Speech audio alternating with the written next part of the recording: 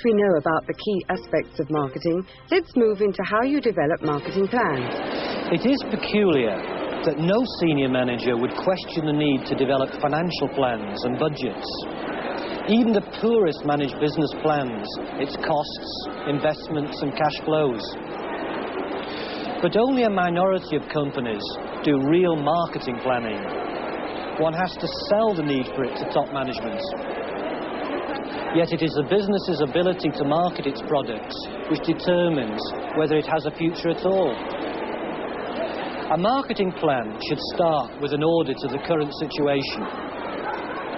Managers need to ask 4 questions. Where are we now? How did we get here? Where are we heading? What should be done? It is surprising how often top managers have not stood back, looked at the figures and tried to be objective in assessing the health of the business they run. Today, is the business successful or unsuccessful? How is it performing in terms of profits, sales and market share? Are sales volume and profits showing real growth year upon year? How does it compare on these measures against its competitors? This type of tough, objective health check should be the start of the planning process. Next, managers should carefully assess the strengths, weaknesses, opportunities and threats facing the business. This is often called a SWOT analysis. What are our main internal strengths and weaknesses? What are the main external opportunities and threats likely to be? For example, Glaxo, Europe's largest pharmaceutical company, has an outstanding record of growth and profitability. But a SWOT analysis today clearly reveals some clouds on Glaxo's horizon. Certainly, Glaxo has great strength, an excellent marketing and distribution system, a good image with doctors, and dominant market shares in the areas where it competes.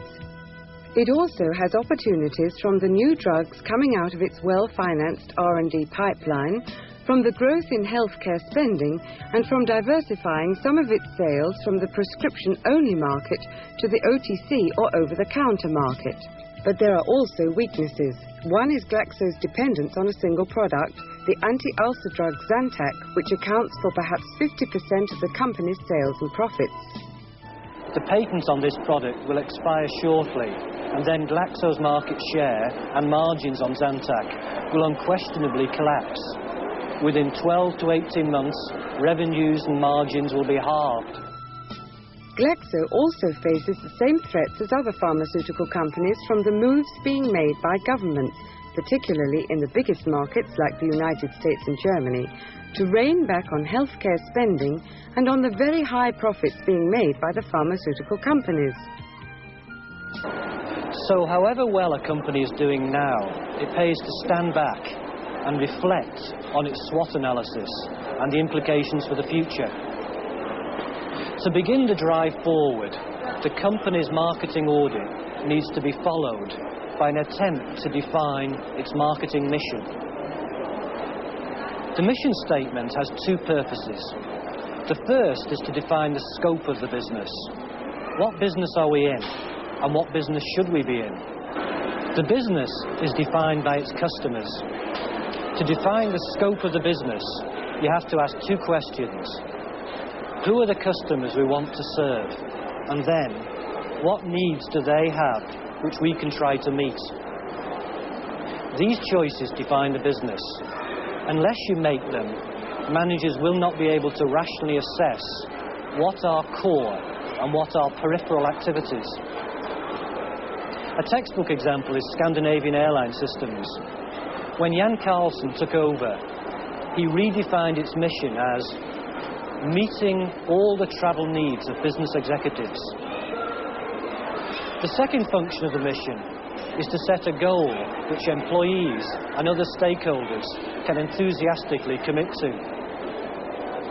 In the case of SAS, the goal is to make travelling as convenient and pleasurable as possible for business executives. The mission has then to be narrowed into clear, measurable objectives to be achieved by a specific deadline. These objectives should cover all those activities necessary to achieve the mission. Since the subject of mission statements and objective setting has already extensively been covered in another video management program by Professor De Smet, I will only comment on those objectives that have a direct bearing on marketing planning. The first sort of objectives into which the mission has to be narrowed are indeed marketing objectives. The plan should set out not only sales objectives, but also market share objectives. It is crucial to measure market share because in most markets, this is a critical determinant of success. In many sectors, if your brand is not number one or number two in its market segment or distribution channel, it is not going to make money. It becomes marginal to both customers and distributors.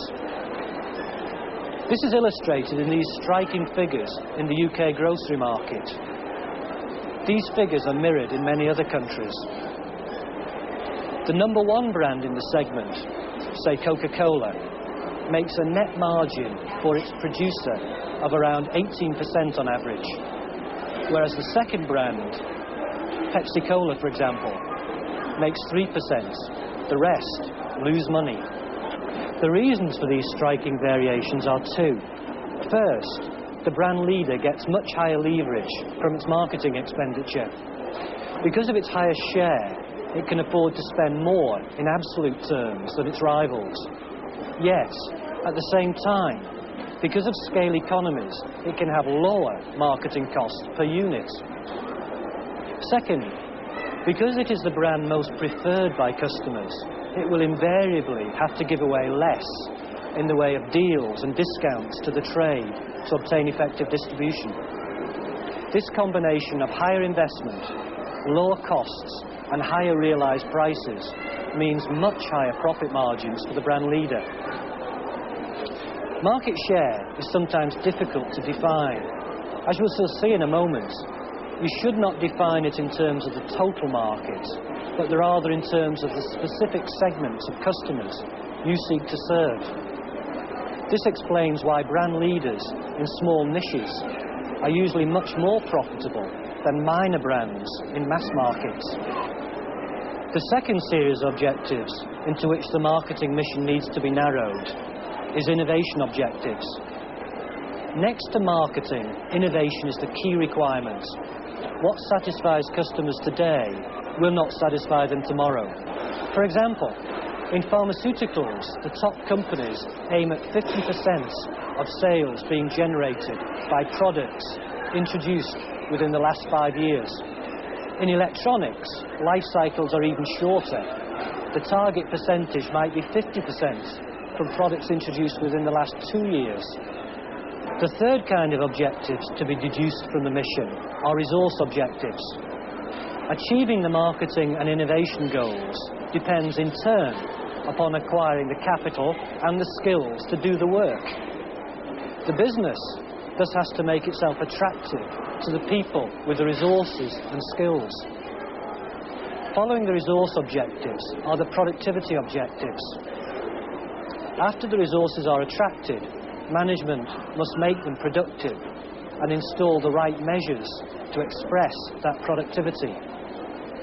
Next comes the social objectives that outline what the business does to the community and also what it may do for the community. Finally, the mission has to be concretized into profit objectives, which come last because they depend upon the other objectives. As we have seen, profit is the result of successful marketing and innovation. But the more ambitious the firm's objectives are, the more capital resources it will require, and hence the more profit it will need to generate to attract this capital.